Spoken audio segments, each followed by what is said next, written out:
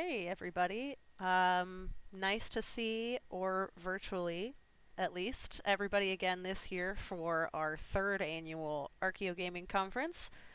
And my name's Krystiana Krupa. I am a founding member of the Archeo Gaming Collective and one of our moderators in our Discord server, and I help with setting up the con every year.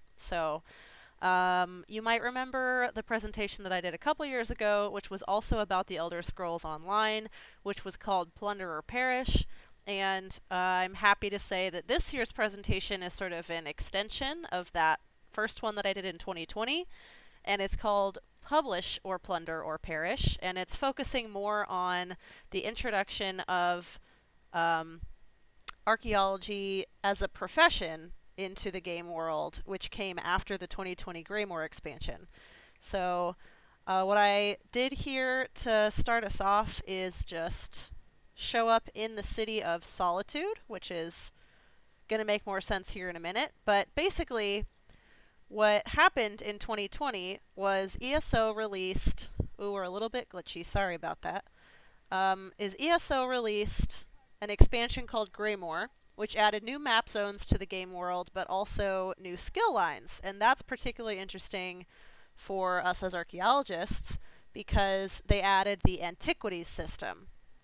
And what that does is allow player characters to scry or locate Tamriel's hidden relics and treasures in the game world, and then to excavate them. And I talked a little bit about that in my last presentation, so you can find it on our YouTube channel or our Twitch channel if you're interested in checking that out. But what I'm particularly interested in now is the Antiquarian Circle. So the Greymoor expansion introduced a professional organization into the game, kind of like how it has the Fighters Guild and the Thieves Guild and the Mages Guild, except this one is focused on archaeology specifically, and it's called the Antiquarian Circle. So relics and treasures in the game, which you find using the antiquity system, are located with the assistance of the Antiquarian Circle, and they actually also help you assess those artifacts after you excavate them. They will provide professional assessments of the materials for you. So what I'm interested in here in particular is the representation of women archaeologists versus men archaeologists in the game world, and how reflective it is of real world archaeology, right? So things like what proportion of the circle is made up of women, is it comparable to the real world and its actual professional organizations? So I'm thinking places like the Society for American Archaeology, right? Do women archaeologists' goals or motives differ from those of men? So, speaking via stereotypes, are women represented as more emotional, or are men super objective and unfeeling, sort of like the traditional academic setup? And so we're going to figure this out, or at least talk about it, right, through the lore in the game and also through the characters themselves. So that's going to be particularly helpful here. And we will also take a look at the archaeological publications within the game and the texts produced by the members of the Antiquarian Circle, and a little bit more of their dialogue. So where I am right now is in Solitude, which those of you who played Skyrim will be familiar with. And this is the home base, if you will, of the Antiquarian Circle. They serve as the historical society for the University of Gwillem. So, probably won't surprise most of you that the Archaeological Society is affiliated with a university. And so the University of Gwillem is physically located in the territory of Cyrodiil. And so Cyrodiil serves as an analog for the Roman Empire throughout the Elder Scrolls game series, and the people of Cyrodiil are called Imperials. So in the game, that's a racial designation, which for a variety of actual real-world reasons is problematic, but we're going to use the racial categories for the purpose of the game. So the Imperials and the Cyrodiils, the whole Cyrodiilic association with the Antiquarian Circle basically is very reflective of the imperial colonial practices of a lot of the field of archaeology, especially early on. So I think it's really interesting to think about the fact that this professional academic organization is affiliated with this university in basically the colonial empire heart of basically all of Tamriel. So that's a kind of interesting setup. Now, the Antiquarian Circle I've mentioned is housed in Solitude, which is a Nord territory in Skyrim. But unlike other organizations like the Fighters Guild and the Mages Guild that people are really familiar with most of the time, it's more like the Thieves Guild and the Dark Brotherhood in that it only has one physical location. So instead of having groups of NPCs or non-player characters in different locations in the game world or across the map, the only NPCs associated with the Antiquarian Circle are in this building in Solitude. So we can very neatly focus on those particular NPCs. So I'm going to probably not go through all of their dialogue because that's pretty time consuming, but what I'll do is I'll go take a look at more closely each of the members of the Antiquarian Circle and note their physical descriptions and their background and any dialogue that's particularly relevant for basically assessing the representation of men and women in archaeology. So the circle's made up of 6 different NPCs. They're not quite all in the frame here, but we'll start with the person who is the point of contact for the circle. Her name is Verida Numida. So she is, by appearance, a middle-aged-ish looking imperial woman. So she describes herself as an ancientist, not a field archaeologist. She describes herself as a researcher and a writer, but not a field archaeologist. She attended the University of Gwillem as a student of its founder, whose name was Tirhan Fear. And Fear was an Ayleid scholar, which is really interesting because in Elder Scrolls lore, Ayleids are usually understood as either tribal elves or wild elves, and they actually established the first recorded empire in Tamriel's history. So they ruled Cyrodiil before the Imperials. Now, Fear wasn't around that long ago. When he established the University of Gwillem, it was already under Imperial rule, so he was already serving the Imperials by being a founder of that university. And Numida is very focused on carrying on his legacy. So her reputation in the circle is really varied between different other members of the circle. But it's kind of interesting the way other members talk about her, and I'll get more into that in a little bit. She has not published any archaeological work within the game world, which is interesting considering she's the sort of point person and founding member of the Antiquarian Circle. So just take a look at her here. She's very classic sort of Roman Empire looking, so she's an imperial character, sort of perpetuates the colonial archaeologist stereotype, right? So she makes a point to talk about a different member of the Antiquarian Circle, whose name is Gabrielle Bennell, and I believe she's downstairs, so I'm going to go see if I can find her here. But she might not be down here anymore. Okay, I don't see her, so she is probably moved on to a different part of the map because she's associated with a lot of different quests in the game. So Gabrielle, I will tell you about. She is also a human race woman, but she's a Breton. So she is, I know that the racial categories in this game, if you're not familiar with the Elder Scrolls, don't really sound quite right. But she is a different category of human within the game. So she's a young Breton woman, and she is introduced earlier in the game before the Antiquarian Circle is accessible as parts of other skill lines. And so what Gabrielle does is she instructs the player character on how to actually do archaeology within the game. So she's an expert on scrying antiquities or locating them and the process of excavating them, and she's the one that teaches you how to do this within the game. There are formal skill lines in the game that you can level up via practicing and excavating a bunch of antiquities. And because Gabrielle is the one that teaches you basically how to do this, we can pretty well infer that she is an experienced field archaeologist.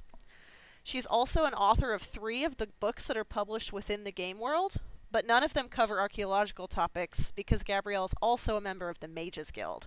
So they focus more on those kinds of topics rather than archaeological ones. So it's kind of interesting if you think we've already gone through 2 of the 6 members of the Antiquarian Circle. Both are women, and neither of them have published on any archaeological topics. So just a sort of a teaser.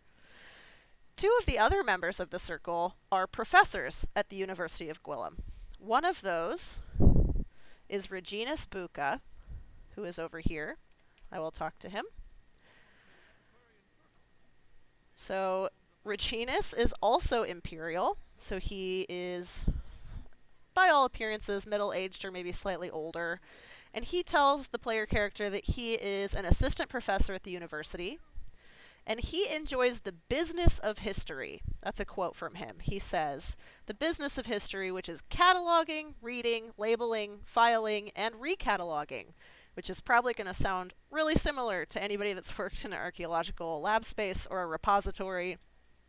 So we might consider his role more like a registrar or a collections manager in the archaeology and museum fields that we have in the real world.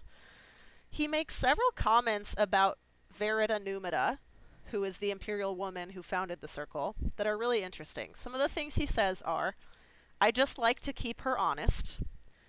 She can be quite reckless. And Mara only knows what crazed dissertations she'd publish if I wasn't around to remind her of the facts." So it's kind of interesting. He's portraying Verita as being really emotional about her work, basically, right? Like, she goes crazy for theories, and she's reckless. She forgets about the facts in pursuit of her interests and those sort of things. So he's painting a very particular picture of her.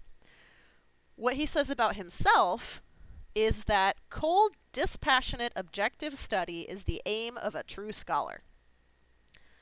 Which sounds very, very, very typical stereotype academic to me, but we'll talk a little bit more about that. He has published 6 volumes on the exploration of Skyreach, which is a ruined ancient Cyrodiilic city. And they're pretty old, and he mentions that he now focuses mostly on like cataloging work and working with the museum collections. But those volumes suggest that he did quite a lot of archaeological field work in the past. The other professorial member of the Antiquarian Circle is an Orsimer, or Orc, scholar, and his name is Ugron Grothamog. So he tells the player right away, and you can see this on the screen here, that he's a warrior, and he's happy to see another warrior join the circle. So he's got a different background than the other 3 characters that we've already met. And he is a professor of tomb studies at the university. So in the real world, we would refer to that maybe as burial archaeology or mortuary archaeology. So he's really interested in tombs. He also provides what he calls wise counsel to the chieftain of his Orsimer stronghold. Kind of interesting. So he's a scholar, right, in the sense that he's a professor of tomb studies, and he is also still actively advising his community. So we would consider that maybe something like community-based participatory research, or at least he is in a political position at the same time as his academic position. If the player character asks for advice from him, he says that history begins and ends in books. Ink-smudged fingers, research, evidence, and debate are how you get at the truth. So his dialogue suggests that he participates in field work as well as research and writing, though he has also not published any work within the game world. So only one of these 4 individuals has so far published anything. The only remaining member that actually has substantial dialogue is Amalien. And Amalien is a high elf, or an Altmer woman, and she's the only member of the circle who is physically disabled. She uses a wheelchair, which is an item that's extremely uncommon in the Elder Scrolls universe, And she mentions that she designed it herself, which is pretty cool. So right away you can see in her immediate dialogue as well, she introduces herself to the player character as the organization's resident eccentric. And she makes a note that the other members of the circle see her that way. So her research focuses on bizarre or unusual phenomena that the rest of the circle apparently consider to be a waste of time. When Amalien talks about developing archaeological knowledge, she says, "Your days of taking people's words for things are behind you." And she describes her research to the player, but doesn't mention participating in any field work, which, if we're making it analogous to the real world, is probably due to her disability. And her work remains unpublished. The last member of the Antiquarian Circle is very new. Her name is Ivara Pluff. She is also a Breton woman, and the player character meets her while she's in the field trying to prove herself as a member of the Antiquarian Circle. So when we first meet Ivara, she is already doing field work. She is the newest member, and what is interesting about her dialogue is this happens in an earlier quest that basically helps you find the Antiquarian Circle when you're helping Ivara, is she talks to the player character about how she's always been self-conscious about her ideas, and she doesn't want to seem overconfident. So that sounds really familiar to a lot of early career researchers out there, or people who are currently graduate students or were ever graduate students. That line is really difficult to walk, right? You don't want to seem overconfident or brash, but you also want to be able to prove yourself. So she is part of a quest line that mostly occurs outside of the Antiquarian Circle, and so this is how most of the player characters' interactions with her happen. She also hasn't published any of her research. So there is an additional member who I can't find right now that has no dialogue. She might be upstairs, actually. Let's see if she's upstairs. She is upstairs. So this is Isrud. She is a Nord woman, so another human woman. And she doesn't speak to you at all. None of the other members mention her in their dialogue, so it's really unclear how involved she actually is with the circle. So I'm going to leave her out of my discussions sort of more generally because we just don't really know anything about her. And it's kind of difficult to interpret. But I wanted to mention, since she's in this building, that she's probably affiliated with the circle somehow. So just based on that sort of initial summary, the representation of the Antiquarian Circle members definitely reflects gender stereotypes within academic archaeology and also outside of the academy. So if we go back over here and sort of reassess Verita, she's the face of the organization, right? She's described by both herself and Gabrielle as being cold and standoffish. So that's more of the sort of emotionless professional side that we see very stereotypically in the academy. But it's really interesting that Regina Spooka, who is the other Imperial, finds her to be reckless and prone to speculation. So there are a couple things that we can sort of infer about that. One of those might be that Regina is making assumptions about her scholarship based on very stereotypically feminine characteristics like hysteria or overexcitement, because the other women guild members like Gabrielle don't see her that way. Gabrielle is really polite to the player character, but she's so absorbed in her work that she doesn't come across as particularly happy or excited or emotional, which also supports the stereotype of the cold academic. If we go back over here to Ivara, she's an up-and-coming guild member, almost like a graduate student. She's an initiate, right? And she's really excited about her work, but she doesn't want the other archaeologists to see her that way. Presumably, she's afraid of being judged for it. So the player character sees that side of her during the quests that she's involved in, but the interactions we see with the circle members means that they also have a preference for academics that at least appear to be unfeeling. Amalien, in terms of the women in the circle, has a bit more of a complicated representation because she has an intersectional identity in the game, which is that she's both a woman and disabled. So I'm going to at least try to keep the racial politics of the Elder Scrolls world out of this for a minute, because that makes everything way more intense, and it's usually fine to sort of ignore that. We can assume it probably plays a little bit of a role here, but we don't want to make it too overly complicated. So she is both a woman and disabled, which makes her representation in the game and of archaeology especially complicated. She points out to the player character that the guild views her as their resident eccentric because she pursues strange theories.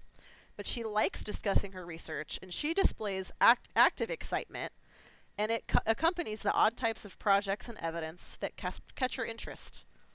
This is in contrast to the other women guild members, who are mostly portrayed as clinical and unemotional in their work for the game. This kind of comparison can suggest that Amalienne's eccentric nature is categorized that way because of her emotional investment in her research, if this is not the norm for people in the circle. Excuse me. And that falls into line with a lot of real-world stereotypes about academia. It also addresses the long-standing assumption that women cannot appropriately perform jobs that require objectivity because they're emotional by nature. So now let's talk about the two members of the circle who are men,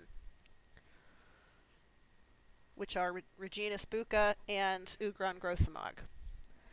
Both are men, and both are professors at the University of Gwillem. So that's another thing that's interesting to note, is that both of the men are professors, and none of the women are professors. I already mentioned that Buka has thoughts on the professionalism of the other guild members, and he tells the player character all about them. In terms of his own work, he's pretty clear that the aim of a scholar should be cold, dispassionate, and objective. It's pretty clear also that ESO reinforces this attitude. Grothamog, the other man character... Oh, where'd he go? There he is. He's not so outspoken about objectivity as Buka, but he does tell the player character that the most accurate information and the best advice can be found in books.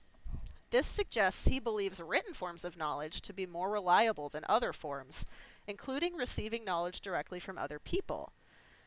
It's especially interesting because he serves as wise counsel to his chieftain, which means that he's providing knowledge, presumably via word of mouth. Overall, the circle leans really heavily on the portrayal of academic researchers as cold and unfeeling, with the singular exception of Amalienne. Something else that's really interesting in ESO is the members of the Antiquarian Circle providing assessments for the antiquities that are excavated by the player character. 5 of the 7 members of the circle provide assessments: Numida, Buka, Amalienne, Grothamog, and Bennell. So the more junior members, Ivara and presumably Isrud, do not provide any assessments for excavated antiquities. So let me see here if I can pull any of these things up.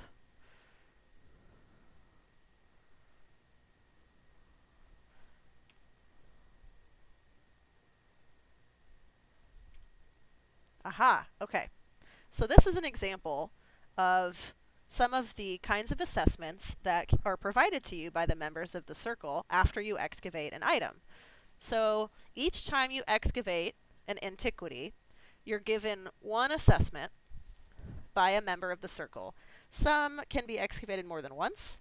This one, you can see there's a 3 out of 3 here, so I excavated that antiquity 3 times, and I got an assessment from a different member of the circle each time. So that's something that's pretty interesting too, is we can look at the way that they talk about the antiquities that you find to see if there's any interesting themes or anything that might suggest that men and women do things differently within the professional archaeological organization of the world. So it is kind of interesting, depending on the difficulty of the antiquity that you excavate, you can get different numbers of assessments. So you don't always get 3. Sometimes you get 1. Sometimes you Yeah, it just depends on how difficult they are. So I'm going to talk a little bit about each circle member's contributions to these assessments according to their difficulty level, because that's related to the value of the item.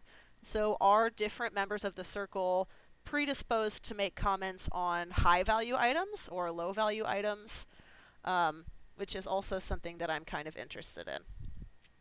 So for low value items, which includes this pendant here, the women assessors provide 58% of the assessments, and men provide 42%. So that's pretty close to even. For this one, for example, you can see that Gabrielle provides 1, Ugron provides 1, and Regina provides 1. So in terms of low value items, the distribution of assessments between men and women is pretty equal. High value items include, well, I'm going to just say purple and gold, for those of you who actually play the game, are the highest value items. Green and blue are the low ones. So the high value items are different in a really interesting way. For those items, women provide 62% of the assessments, and men provide 38%. So women are, in the game at least, are more likely to assess the very rare and high value items that you excavate, and the men are not. This is partly because there are more women in the circle. So yes, that is definitely a biasing factor. But it is kind of interesting considering that it's even for the low value items. Overall, women archaeologists assess about 60% of the items in the game as a whole, and men assess about 40%. So if you consider the fact that there are 3 women and 2 men in the circle that are active dialogue-heavy members, where we can actually read about their assessments and talk to them about the field, if you will, this is pretty suggestive that each member of the guild has an equal opportunity to provide professional assessments of excavated materials, regardless of their gender. This does not reflect academic publishing for archaeology in the real world, but it does reflect a current trend in archaeology towards gender parity in overall participation in the field.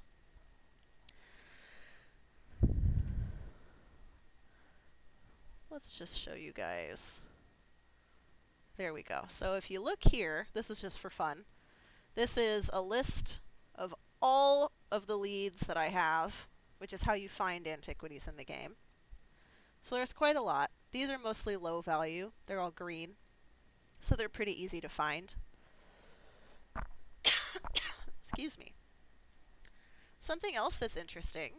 Let's see, can I go? Here we go, to the lore library. So this is basically an archive in the game of all of the pieces of lore that you can find in any part of the game world. And you can read it basically anytime you find one. Once you've found it, you can read it forever.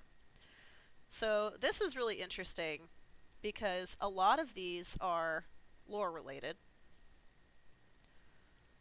Or are crafting related. But then you also have lots and lots of just lore related work, and you also have things that are just lore about different areas of the map. So I'm bringing this up because I completed a review of all of the lore books in the Elder Scrolls series, so not just the Elder Scrolls Online, that have a title or description relating to ruins, artifacts, or tombs, because none of them had the word archaeology in the title. That would be too easy, right? I grouped the lore books by author, and then by gender, if it was listed on the lore book webpage. So I'm using basically the Elder Scrolls wiki for this, because they have an excellent wiki. And the proportion of archaeological texts authored by men, women, and an indeterminate gender basically are how I did my assessment. Inferring author gender based on names is problematic for a lot of reasons. Way too many reasons for me to get into right now. So I try to address this by including the number of confirmed and inferred men, women, and indeterminate authors. So the inferred ones are based on naming conventions used in the Elder Scrolls universe, which is also problematic, but you gotta work with what you have. And gender in ESO is binary, so that's also different from the real world, but also important to note. So what's interesting here is in the game, in texts that are related to archaeology broadly, about 45% are written by women, about 40% are written by men, and about 15% are written by an indeterminate gendered author. So I know that's not quite exactly 100%, but it's a little bit difficult when you have to work with confirmed and inferred numbers. So it's actually pretty even. Real-world archaeological publications, most of you will know this, are dominated by men, and this has continued for at least the last few decades. But women's contributions are steadily increasing, and that includes the time during which ESO was launched and is continuing to be developed. So women's overall participation in the field is either at or near parity with men's, at least in the United States, in spite of their lower publication rate. So women are just as active in the field as men in the real world, even though they don't publish as much. In high-impact journals, women continue to produce less than 30% of first or single-authored publications. Now, again, this is in the real world. Based on the results of my review in the game, women archaeologists in the Elder Scrolls publish their work more often than men, which is unlike real-world archaeology. And this difference is clear even when you consider only the authors whose genders or pronouns are confirmed in the game. The proportion of authors whose gender you can't tell from their name is complicated, but I included them anyway just in order to accurately represent the number of texts that are related to archaeology. So how does the publishing equity of the Antiquarian Circle reflect this larger trend in the game world? I'm just going to show you guys the skills related to archaeology in the game while I'm talking, so it gives you something to look at. According to the wiki and the game, Verita, who is the head of the organization, hasn't published any work. Gabrielle's published 4. Regina has published 6. Ugron has published none, and Amalien has published none. So it's a really small data set, if you consider only 10 works have been published by 2 scholars in the circle. But based on those numbers, men within the circle publish about 50% more than women. And this comparison reflects real-world publishing trends and not in-game publishing trends. We might think about the fact that the circle is composed entirely of archaeological scholars, where other authors of in-game works might not have formal academic training, and high-profile research by academics is more likely to be published in high-impact journals, and women are more likely to publish gray literature in the real world.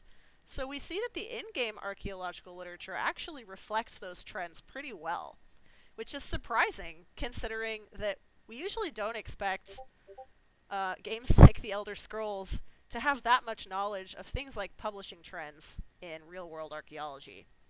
So how well does it actually provide a representation of real-world professional archaeology? I would say pretty well.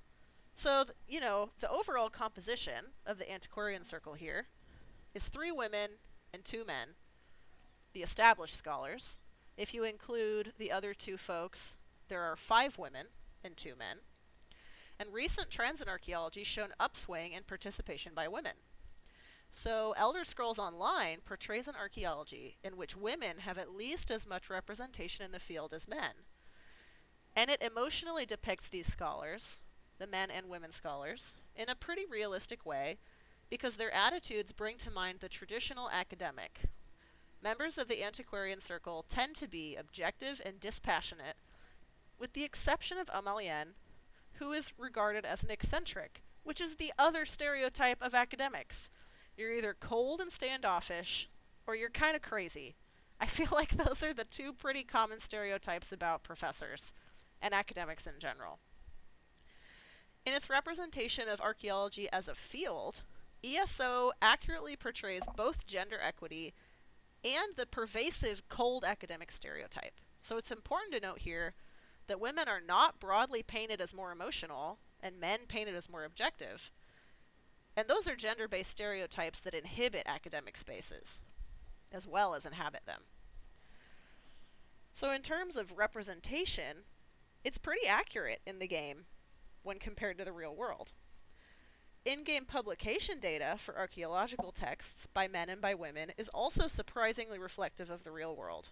Women write more archaeological work overall in the game universe, which is unlike real archaeology, but it's possible that some of the authors whose gender was indeterminate might alter these numbers in a little bit of a way that skews the data. We can't really be sure. What is more interesting is that men publish more than women in the academic realm within the game, meaning that women are more likely writing gray literature. This is pretty common in the real world in the context of cultural resource management and other compliance work, which doesn't allow its members the same writing and publishing luxuries that academic scholars have. So archaeologists outside the Antiquarian Circle might just not publish their work in a way that's accessible to the player character.